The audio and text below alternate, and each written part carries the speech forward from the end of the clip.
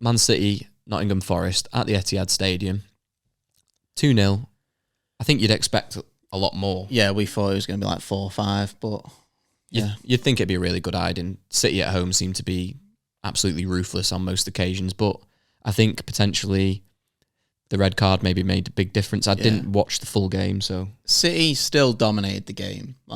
Nottingham Forest never looked. Yeah, they never looked like they was gonna even get a result from it. City were just too dominant, and that's a scary thing. Even when they go down to 10 men, they're still like the best team on pitch. But it's just a shame they couldn't get more and get me some more points for Haaland. But the Phil Foden goal was probably the highlight.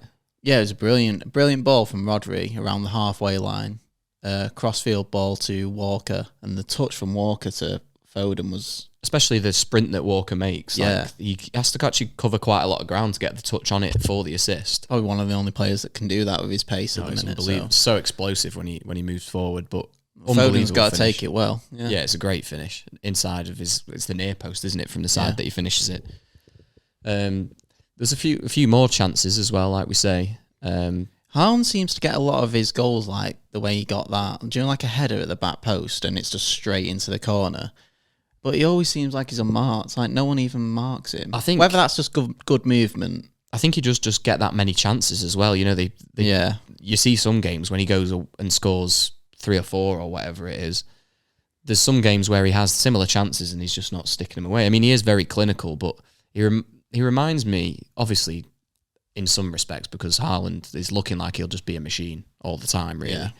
But I remember when Zlatan came to the Premier League and joined United, and he scored a lot of goals, but he could have scored so many more. Yeah. And I remember saying the same thing about Mo Salah in his first season. Before he started firing, he was sort of quite wasteful and then started hitting it. Now, Haaland's always been clinical, but you'd say he could even score more. Yeah. You know, there is chances that he's getting that he is human. Yeah, there's always that. Like, if you say about the players saying they could have these many goals if they took the chances, but you literally have to be a robot to take every single chance. But I think there's a world where he narrows it, say he's missing so many of them, and he starts sticking them away, like the numbers that he could push to. Yeah. It's because people aren't even really talking about him that much this season because it already seems normal for him to be bagging as much as he is because we were used to how good he was last year. Yeah. Like, nobody expected the goal tally last year.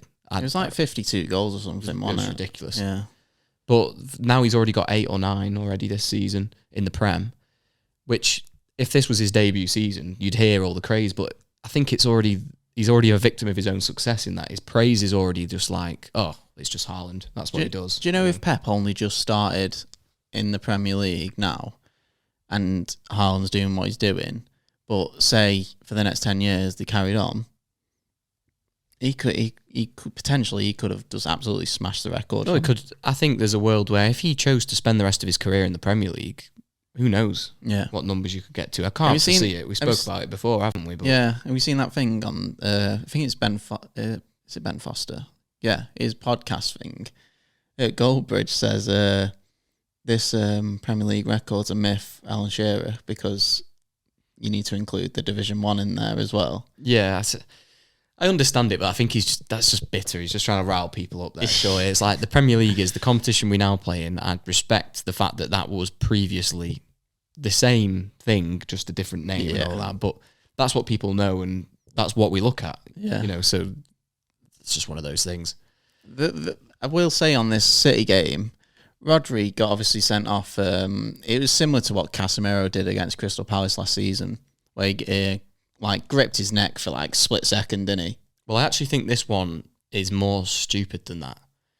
Because Casemiro's, even in slow-mo, it looks like he has hold of him for a long time. What, Casemiro's? Yeah. Yeah, this one's in Rodri's, even in slow-mo, it looks like somebody's taken a picture of it and thrown it in a slideshow.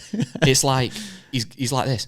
Yeah. He literally... So he's like, his brain for 1 second's gone, do that, and then he's like, oh no, that's a bad idea. Yeah.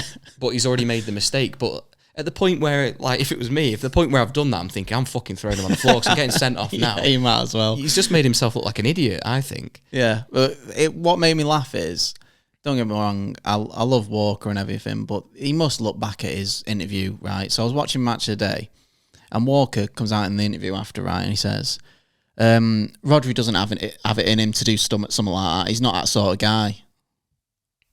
He's done it. It's on camera. Yeah, it's on camera. You literally see him do it. If he's not that sort of guy, why has he done it then? Yeah, it just didn't make sense. Anyone can flip in the moment, and I think it's very telling in that moment that he does let go straight away. I think he's lost his temper for a split second, and then sort of realised and thought better of the situation. But unfortunately, because of the way he's carried it, he's sort of... Do you know what it was as well? Like, Rodri had the ball, but then he got like bitched off it by Gibbs White. So I think he got a bit like embarrassed in that. If you like to say embarrassed, but yeah, I think he wanted to get a bit more. I'm not necessarily condoning any of it, but you could shoulder barge him to the floor. You'll get a yellow. Like, you know, if you really want to be, show a bit and if you're going to get sent off, RKO the guy. That's what I mean. If you're going to, as soon as he put hands on his throat, he should have done something worse because he was going to get sent off anyway. But it'd be interesting to see what his ban is for that, because he'll miss the Arsenal game. Yeah, so I was actually going to say he's very stupid that because he's missing the Arsenal game. It's a big game for him. But is that a 3-match ban? You know, you wouldn't say it was very aggressive, but a straight red for something like that goes down as violent conduct, which normally is more than a 1-match ban, I think. Yeah, I don't think they should give him 3. But obviously you're never going to be able to appeal something like that. But that's what I mean. I think there's just a rule when it comes to violent conduct that it is a 3-match ban. I might be wrong, but that's how my memory serves me there. But obviously it looks like Arsenal could be without Rice for that game too. We don't know. He went off injured, did he? Yeah, so there's a chance they're both missing a similar kind of profile player for their teams respectively. I was having a little bit of a debate, as you say, in this group chat that I'm in. And there's two or one person in there saying Rice is obviously having a better season than Basuma. And I was like, he's not. No. He's just not. And they started coming out with, well, Rice has only just moved there. He's got a gel. I was like, that's not the point. Like, he's not having a better season. No. And then when he went off, and I went, see, he's shit. But obviously it was just an injury. Yeah, but Basuma had a brilliant game, by the way. He has been good, Rice, but I think Basuma's been better in how much of an impact he's made to that team. Yeah. But that's maybe being quite harsh on Rice, because Arsenal were quite a well-oiled machine that Rice has come into, and maybe you've got to give Basuma a bit more credit there, that under this new system, and now he's getting some more playing time again, the difference in Spurs is ridiculous to where they were last year. Yeah. And the difference in Arsenal isn't. Like, they look, and that's compliments to Arsenal because they were good last year, but he's not levelled them up. Yeah. You know, he's come in and he's doing well. I thought they were better last year. Tough to say now. We'll get someone to clip that when they go on and win the title. But no, I don't really know. If Arsenal win the title, it's because City have got all their players injured. I think for anyone to win it other than City, it's got to be a failure of City, because we've seen the level that they can get to, and I think that's not a level anyone else is at. But no.